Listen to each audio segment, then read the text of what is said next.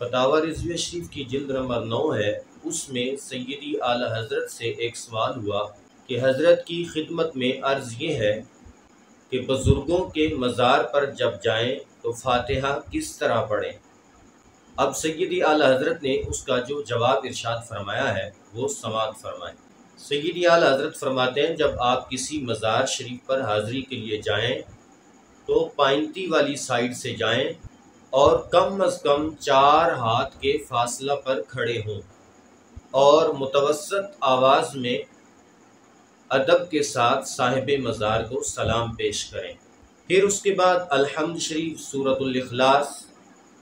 سورۃ الملک، سورہ یاسین یا جو بھی تلاوت کرنا چاہیں وہ تلاوت کریں۔ تلاوت کرنے کے بعد اللہ عز و جل کی بارگاہ میں دعا کریں کہ اے اللہ اس تلاوت پر مجھے اتنا ثواب عطا فرما جتنا تیرے کرم کے قابل ہے، اور اسے میری طرف سے اس بندہ مقبول کو نظر پہنچا۔ پھر سیدی اعلیٰ حضرت فرماتے ہیں کہ مزار پر حاضری دینے والا اپنے مطلب کی دعا کرے، اپنے حق میں اللہ سے دعا کرے، اور جو اس کی جائز تمنا ہے اس کا سوال اللہ سے کرے، اور صاحب مزار کی روح کو اللہ کی بارگاہ میں بطور وسیلہ پیش کرے۔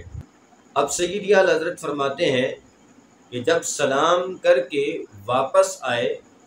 تو اب اس کو اجازت نہیں کہ وہ قبر کا بوسہ لے یا قبر کو ہاتھ لگائے،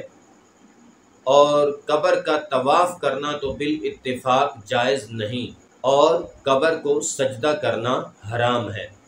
تو اب یہ سیدی اعلیٰ حضرت کی تعلیمات ہیں مزار پر حاضری کا طریقہ، جو سیدی اعلیٰ حضرت نے فتاوی رضویہ شریف کی 9ویں جلد کے اندر بیان فرمایا ہے۔